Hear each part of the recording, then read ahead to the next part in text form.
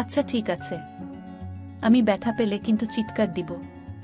আপনি ওড়নাটি হাতে রাখুন, মুখ চেপে ধরতে পারবেন। তার আর দরকার নেই। তুমি দেখো, তোমার ভালো লাগবে, আরাম লাগবে। আর তোমাকে আমি কষ্ট দেওয়ার জন্য এখানে আনিনি। প্রিয় বন্ধুরা, কেমন আছেন সবাই? আশা করছি ভালো আছেন। আপনাদের মাঝে আজকে শেয়ার করব আমার ভাই ও ভাবির বাসর রাতের কিছু মুহূর্ত। তো ভিডিওটি শেষ পর্যন্ত দেখতে থাকবেন, আর নতুন দর্শক হয়ে থাকলে চ্যানেলটি সাবস্ক্রাইব করে সাথেই থাকবেন। সুন্দর মেয়ে বিয়ে করতে পেরে রানা বিকেলে বাজারে গিয়ে রানা একটি জেলি, একটি সস, কিছু আচার আর এক প্যাকেট স্যানিটারি ন্যাপকিন কিনল রানীর জন্য। রাত 9টায় আবার ভাতের টেবিলে দেখা। ঘড়ির কাঁটা একসময় 10টার ঘর পেরোয়। নিঝুম গায়ে চারদিকে ছড়িয়ে পড়ে সুনসান নীরবতা। বাইরে ঘুটঘুটে আধার, মনে হচ্ছে ভুতুড়ে পল্লী। বসার ঘরে রানার বিশাল বইয়ের সংগ্রহ আছে, দৈনিক কাগজ আর অনেক সাময়িকী। আনমনে পাতা উল্টাচ্ছিল রানা। অমনি দরজার আড়াল থেকে ডাক দিলেন মেজভাবি, যাকে আড়ালে রানা ডাকে নবাবজাদি। মনে মনে বলে হারামজাদি। মানে বড় হলেও মেজভাবির বয়স রানার অর্ধেকের মতো হবে। সংকোচের কারণে রানার সঙ্গে তেমন কথাবার্তা হয় না। টুকটাক অনিয়মিত কথাবার্তা চলে। বয়স যাই হোক, রানার বিশ্বাস মেয়েটা খুব চালুমান। বেকুব টাইপের হলেও ভেতরে ভেতরে অনেক চালাক সে যাই হোক, আসছি বলে উঠে পড়ল রানা। শৌচাগারে হাত মুখ ধুয়ে তলপেটের চাপ কমিয়ে দুরু দুরু বুকে রানীর ঘরে গেল রানা। অর্ণব থেকে কেনা বিয়ের 12,500 টাকার খয়েরি শাড়িটা পরে বিছানায় বসে আছে রানী। বিয়ের অনুষ্ঠানে পার্লারের অতিরিক্ত সাজ রানার মোটেও ভালো লাগেনি, কিন্তু এখন দারুণ লাগছে রানীকে। একটি টেবিলে কয়েকটি মিষ্টি, আপেল, কলা, একটি জগ আর একটি গ্লাস। আলনায় এলোমেলো রানীর শাড়ি। ঘরময় চমৎকার সৌরভ ভেসে বেড়াচ্ছে। এ গন্ধ কি 6 বছরের চেনা জানা রানীর শরীরের, নাকি দামি পারফিউমের? শাড়ির আঁচলটি বিছানো ডান পাশে। সেদিকে ইঙ্গিত করে মুরুব্বিয়ানা কণ্ঠে বলল ভাবি, পাঞ্জাবি পরে শাড়ির আঁচলে দুরাকাত নামাজ পড়ুন। এসবের কি দরকার ছিল? এত দামি শাড়ি, আমার ভারে তো সব পাথর পুঁতিচুমকি নষ্ট হয়ে যাবে। এটা নিয়ম, তাড়াতাড়ি নামাজ শুরু করুন। জো হুকুম বলে শাড়ির আঁচলে দাঁড়াল রানা। নামাজ শেষ করার আগেই দুষ্টু চোখে এক পলক তাকিয়ে দরজা টেনে দিলেন ভাবি। এখন ঘরে শুধু দুটি প্রাণী। কে কি বলবে, কি করবে বুঝে উঠতে পারছে না। বাংলা চলচ্চিত্রের মতো এ বাসরে ফুলের সাজ নেই, নেই কোনো জমকালো আয়োজন। তারপরও যেন তারা মহাসুখী। মনে পড়ছে দুজনের তরি, কত প্রতিকূলতা ডিঙিয়ে ভিড়েছে কুলে। অকুল সাগরে কুল পেয়েছে দুজন। কত বিশ্বাস অবিশ্বাসের দোলাচালে ঘুরপাক খেতে খেতে দুর্গম পথ পাড়ি দেওয়া। একে অপরের কাছে আসা, পরকে আপন করে নেওয়া। কত অপর প্রহর গুনেছে এই মুহূর্তের জন্য। ভাবনার সাগরে হাবুডুবু খেতে খেতে একসময় রানার দুপায়ে রানীর হাতের ছোঁয়া লাগে। পুলকিত হয় রানা। না না, এ কি করছো? ভাবি বলেছেন সালাম করতে হবে, নইলে স্বামীর অমঙ্গল হয়। মঙ্গল অমঙ্গল প্রকৃতির লীলা, এতে মানুষের কোনো ভূমিকা নেই। মা বাবা, ভাই, আত্মীয় স্বজন, এমনকি শহর ছেড়ে আপনার কাছে এসেছি। আপনি আমাকে দেখে শুনে রাখবেন, কথা দিন। তুমি কি বোঝ না, তোমাকে ছাড়া আমি অসহায়। মাছ যেমন জল ছাড়া বাঁচতে পারে না, তেমনি তুমি ছাড়া আমার বাঁচা হবে না। সেটা আমি বিশ্বাস করি, কিন্তু তারপরও আমাকে কথা দিন প্লিজ। কথা দিলাম, তবে তোমাকেও কথা দিতে হবে, বিশ্বাসের অমর্যাদা করবে না। আমিও কথা দিলাম, জীবন গেলে যাবে, কিন্তু বিশ্বাসের অমর্যাদা করব না। এরপর রানার মনে পড়ে সবুজের কথা, যে বন্ধুটি নাকি বিয়ের পর বউয়ের সারা শরীরে চুমোয় চুমোয় ভরিয়ে দিয়েছিল। রানা কি তেমনটি করবে, নাকি গল্পগুজব করবে? বুঝে ওঠার আগেই রানী বিছানায় কাত হল। আসলে বিছানায় হাঁটু মুড়ে বসে থাকতে থাকতে তার পায়ে ব্যথা হয়ে গিয়েছিল। অমনি রানা পাশের বালিশে হেলান দিয়ে কথা শুরু করতে চাইল, কিন্তু রানীর চোখ বোঝা দেখে দুষ্টুমি মাথাচাড়া দিয়ে উঠল। তার ঠোঁট ছোঁয়ালো রানীর কপলে। চমকে উঠল রানী, বলল, বাতি না নিভিয়ে কেউ এমন বেহায়াপনা করে? আমার বউকে আমি যেমন খুশি তেমন করব। কার কি তাই বলে বাতি না নিভিয়ে? আমার বুঝি শরম করে না? ঠিক আছে, নিভিয়ে দিচ্ছি। এরপর উত্তেজনায় কে কি করেছিল, কখন ঘুমিয়ে পড়েছিল কারো মনে নেই। এমনকি সময় কত হয়েছিল তাও দেখার গরজ অনুভব করেনি কেউই। এভাবে একদিন বিয়ের 1 সপ্তাহ ছুটি শেষ হয় রানার।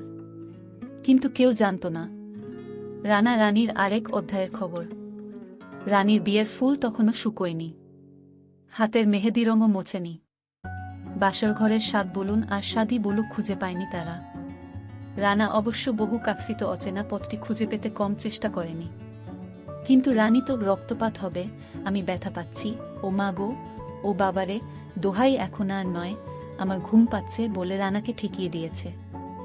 এ লড়াই চলেছে দিনের পর দিন। রানা যতই সক্রিয় হয় মোষের মতো ঠিক ততটাই নিষ্ক্রিয় হতো রানী। রানা সাহস দিত, রানী কিচ্ছু হবে না, তুমি ভয় পেজো না। না, এখন নয়, আর কটা দিন যাক, বিশ্বাস করুন খুব কষ্ট পাচ্ছি। কি যে বলো না তুমি, দুনিয়ার কোটি কোটি মেয়ে প্রথম প্রথম এসব কষ্ট সহ্য করেছে না। না, আমি পারবো না, প্লিজ তুমি আমাকে বিশ্বাস করো, ব্যথা পেলে আমাকে বলবে, আমি আর ব্যথা দেব না। আপনি জোর করছেন কেন?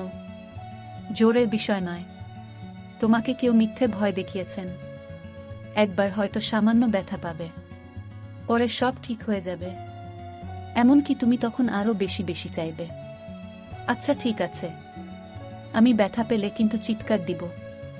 আপনি ওড়নাটি হাতে রাখুন, মুখ চেপে ধরতে পারবেন, তার আর দরকার নেই। তুমি দেখো তোমার ভালো লাগবে, আরাম লাগবে।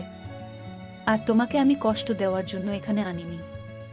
এভাবে কতদিন কত রাত গেছে মনের সঙ্গে মনের, বনের বাঘের আগে মনের বাঘের সঙ্গে লড়াই করে। সে কাহিনী দুনিয়ার কেউ জানে না, জানতে চায়নি কেউ। এ কথা সত্য, এসব গায়ে পড়ে কারো সঙ্গে আলাপ করার মতো বিষয় আসলেও নয়।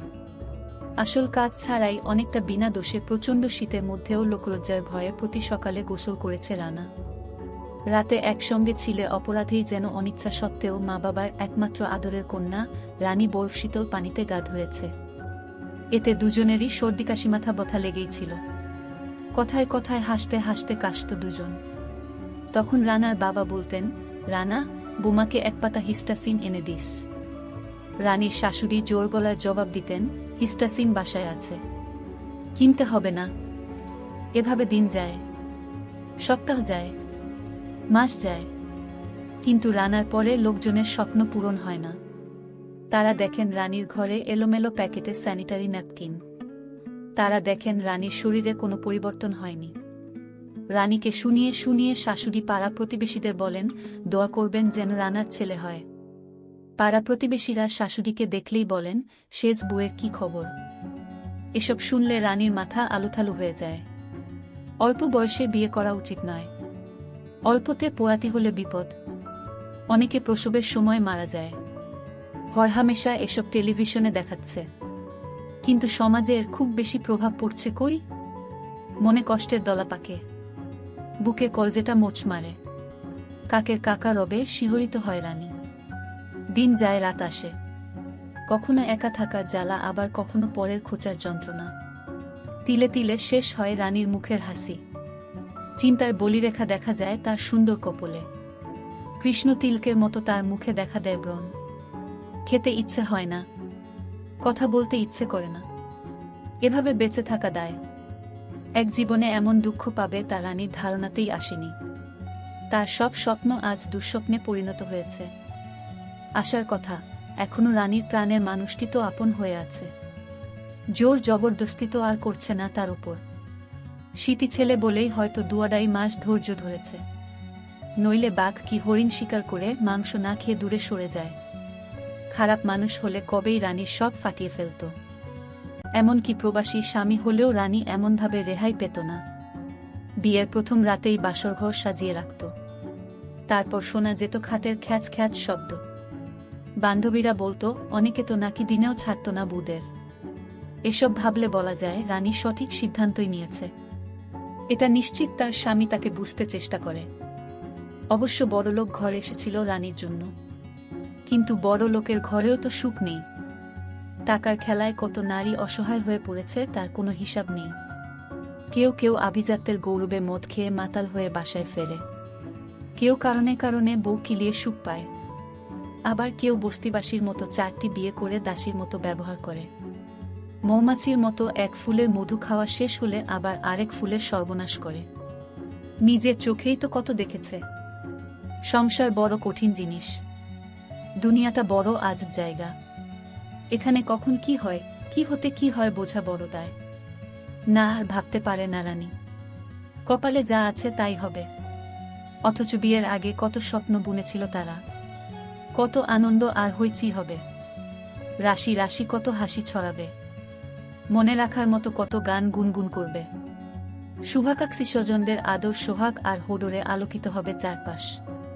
মধুচন্দ্রিমায় যাবে দূরে কোথাও, যেখানে মায়ের শাসন থাকবে না, শাশুড়ির চোখ রাঙানি থাকবে না, শুধু থাকবে শর্তের বিকেলের নীল আকাশ, সাগরের নীল জল, পাহাড়ের মতো উঁচু ঢেউ, গহীন বন। আর থাকবে রানা। ভাবনার সঙ্গে বাস্তবের যে ফারাক তার সমীকরণ জানা ছিল না রানারানীর। শুধু ভালোবাসা দিয়ে সুখ ও শোকের মরীচিকার মতো এ দুনিয়ায় বেঁচে থাকা যায়। কোনো পথে গেলে মুক্তি মেলে, সেই পথের খোঁজ কে দেবে এ দম্পতিকে? কে দেবে তাদের সুখের ঠিকানা যেখানে কোনো বিড়ম্বনা নেই?